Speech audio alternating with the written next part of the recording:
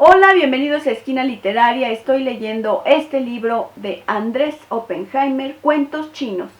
Esta es la tercera parte y espero que les guste.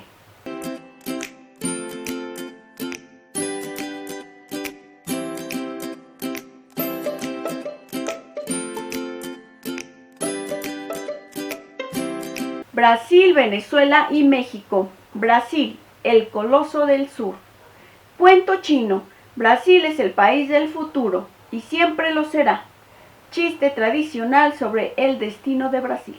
La diplomacia brasileña empezó a divulgar a fines de los años 90 la idea de que no existía tal cosa como América Latina, sino una América del Sur, una América Central y una América del Norte. Esa división geográfica dejaba fuera del juego a México en la comunidad diplomática latinoamericana al relegar a ese país al ámbito norteamericano dominado por los Estados Unidos y colocaba a Brasil como líder de América Latina.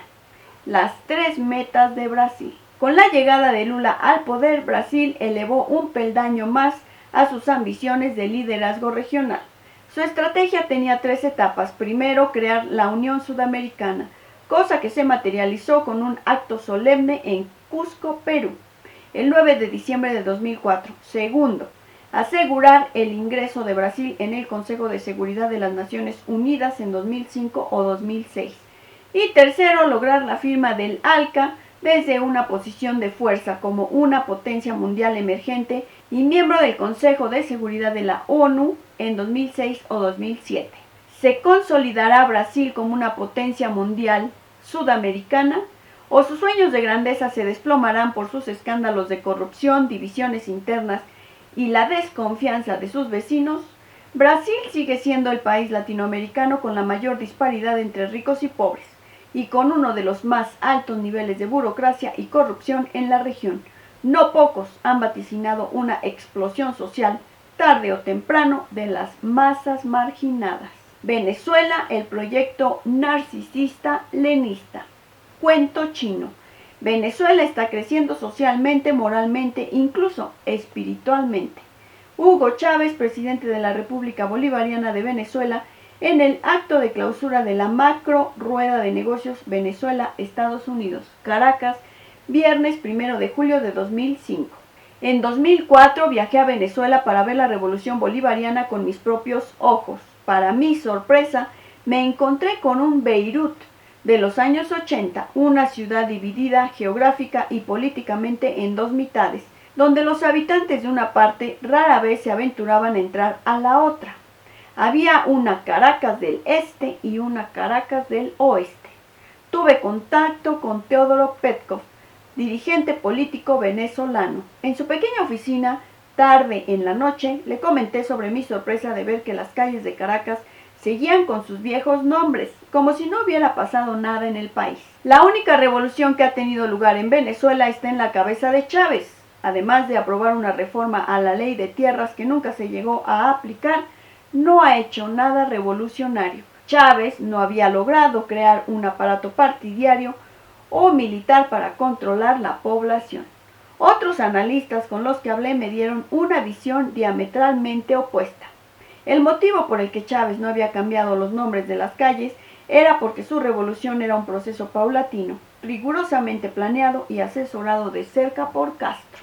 Solo es una cuestión de tiempo hasta que les cambie el nombre a las calles, me señaló Alberto Garrido, un ex profesor universitario, columnista del periódico El Universal y autor de varios libros sobre Chávez.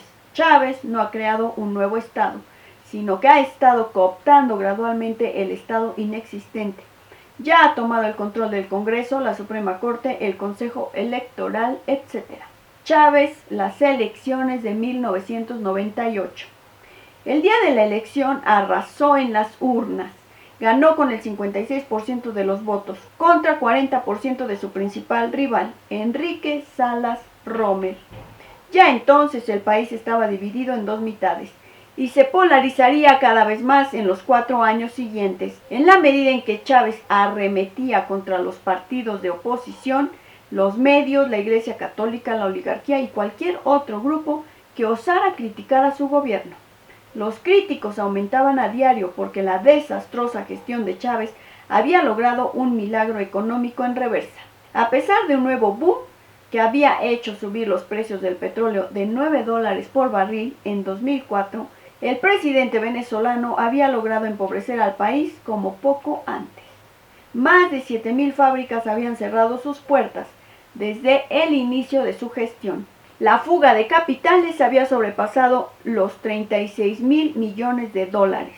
La economía se había contraído en más de un 20% en el mismo lapso. El desempleo urbano se había disparado de 15 a 18%.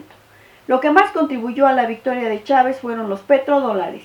El presidente desembolsó entre 1.600 millones y 3.600 millones de dólares de los ingresos del PDVSA, el monopolio petrolero estatal venezolano, en los meses anteriores a la votación en forma de becas temporales de más de $150 mensuales a cientos de miles de jóvenes y desempleados. Se trataba de becas para la educación en su gran mayoría, pero que no llevaban consigo ninguna obligación de estudiar. Los petrodólares y la revolución continental. Tras la victoria de Chávez en el referéndum de 2004 y la aceptación de la misma por el Departamento de Estado, el futuro de las relaciones del presidente venezolano con el gobierno de Bush dependería en gran medida de si Venezuela continuaría o aumentaría su apoyo a grupos violentos en América Latina. Después de entrevistar a varios presidentes y expresidentes sudamericanos que aseguraban tener serias sospechas sobre la ayuda de Chávez a grupos violentos en la región, me quedaban pocas dudas de que algún tipo de actividad de ese tipo existía. La gran pregunta era si Chávez la dirigía personalmente o si lo hacían sus súbditos en medio del caos de su gobierno. Y la otra gran pregunta era si Chávez estaba exportando su revolución. ¿Por qué el gobierno de Estados Unidos no estaba dando a conocer toda la información de inteligencia que tenía al respecto? Por el conocimiento que tengo de Chávez, es uno de los hombres más impredecibles que he conocido. Hacer cálculos acerca de él es verdaderamente difícil porque es temperamental, emotivo, errático. Como muchos temían, Chávez se radicalizó tras su victoria electoral de 2004. A mediados de 2005, con el petróleo a $60 por barril, había asumido una oposición desmoralizada e intimidada. Hizo aprobar una ley de contenidos de prensa que le dio la posibilidad de cerrar medios de oposición a su antojo, e hizo cambiar el modus operandi del Congreso para que varias leyes cruciales pudieran ser aprobadas por mayoría simple, lo que le aseguró el control del poder legislativo, donde sus partidarios tenían una escasa mayoría, y amplió su número de reservistas de 90,000 a más de 500,000. Entre otras cosas, compró 15 helicópteros de ataque Mi-17 rusos, Mi-35 y más de 100,000 fusiles AK-103 de Rusia, 10 aviones de transporte de tropas y 8 naves patrulleras de España, y 24 jets de ataque ligeros Super Tucanos de Brasil, además de iniciar negociaciones para la compra de 50 cazabombardeos MiG-29 rusos. Todo ello por una suma de más de 2,000 millones de dólares. Para la oposición venezolana, lo más preocupante era el aumento de los reservistas, que ya no dependerían directamente del Ministerio de Defensa, sino del presidente de la República, y que muchos temían no era más que la creación de milicias populares para vigilar a la población, al mejor estilo cubano. Espero que les esté gustando la lectura de este libro de Andrés Oppenheimer, Cuentos Chinos. Si te gustó la lectura, dale like, compártela, déjame tus comentarios, sígueme en Facebook. Si te gustaría tener la lectura con números de página, escríbeme al correo electrónico que te dejo en la descripción de este video.